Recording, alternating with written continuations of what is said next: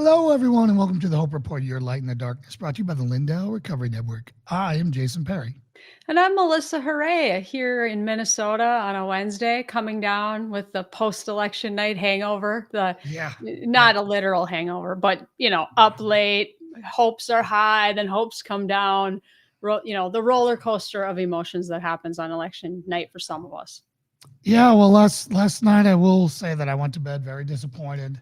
I woke up even more disappointed, and then had to sit there and reflect on this and see, you know, look back and say, okay, what's God doing with this? Like, is he in this? Is he not in this?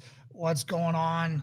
And trying to find rays of sunlight. And it didn't take me very long when I started pulling back from the ground to 5,000 feet, 10,000 feet, 15,000 feet, the big picture looking out there.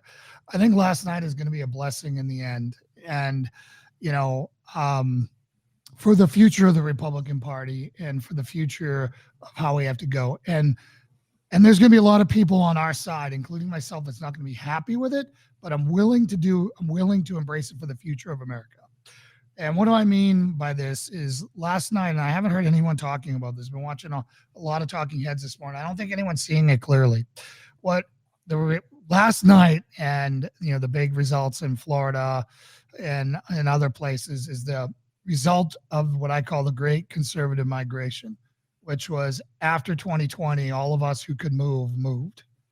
And there was an initial fear that the red states, all these New Yorkers that were going to be coming down, and New Jerseyans and Massachusetts and Californians were going to shift things the other way. And what we saw was that was 1,000% not true. Florida is the deepest red it's ever been right now. Tennessee went even more red, and other places are going more red. But that is going to have some impact on these states up north where there was some sober-minded people, right? They're getting sucked out of there to more conservative states. So it's going to have a toll around the rest of the country when this happens.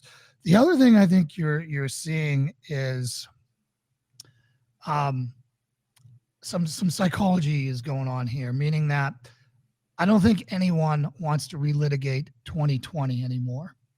And, and there's 25%, maybe 30% of the country that does, who wants justice, who wants to see investigations in the court, wants to see all this stuff done. But as I've always said on this, I don't know where that ends. I think it's such an entanglement and it's so destructive that I don't know how that's good for the country in any way, shape, or form in the end of this, right? Meaning I don't know what it's like if you find out all the stuff that goes on there. So, and then you got people who may have voted, who may not have been on the conservative side, and they don't want to admit that they made a mistake, and they're not ever going to get on Trump's ticket, period. The never Trumpers are never Trumpers forever. Yeah. And then anybody who may have voted a certain way because of whatever does not want to relitigate that. And so as soon as he attaches his name to somebody, it becomes toxic to much of the population. And what I think you're going to see now, and it's unfortunate and it breaks my heart. I love Donald Trump, but I don't think he's the right guy for our country going forward right now. I think he was absolutely the right thing for our country when we had it, but I think Ron DeSantis, this is his coming out party.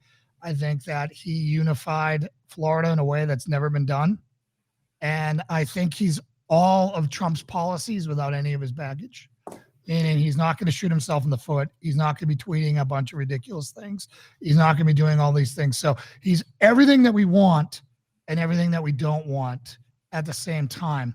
But here is what's going to happen is I think Trump is going to be a dumpster fire on the way out. I think he is going to thrash and fight and be personally. I mean, he already started attacking DeSantis last week when he called him desanctimonious. Desanctimonious, yeah. Right. And then